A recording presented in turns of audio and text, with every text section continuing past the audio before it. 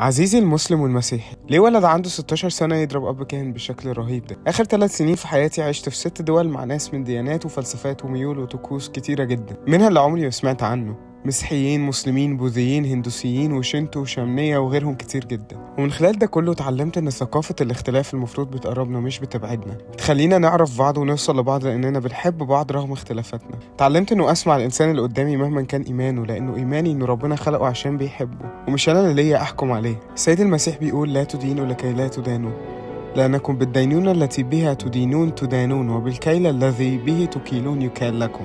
يعني مش من حقك تدين حد، ولو قدرنا نعمل كده هنعرف نسمع بعض ونعرف اختلافاتنا بطريقة صحية. هتعرف ان في آلاف الأديان والعقائد اللي ملايين غيرك بيؤمنوا بيها ومش من حقك تفرض إيمانك عليهم. هتعرف ان مش كل الناس في البلاد الغربية ملحدين وطول الوقت عايشين في الفجور، لكن في منهم ناس في قمة الأخلاق والاحترام. هتعرف انه أخوك المسيحي مش بيعبد 3 آلهة. هتعرف ان أخوك المسلم بيحبك وبيحترمك جدا. عشان كده بلاش ندين بعض وخلونا نعرف بعض عن قرب.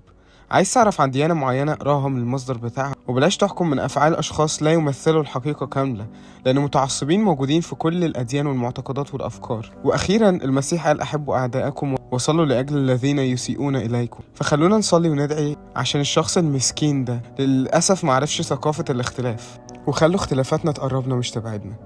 أنا راني، وده اليوم ال11 اللي بشارك فيه في رحلتي وأنا ببني مشروع أحلامي، وبشارك فيه أخطاء عملتها ودروس اتعلمتها عشان نستفيد منها سوا. ربنا معاكم.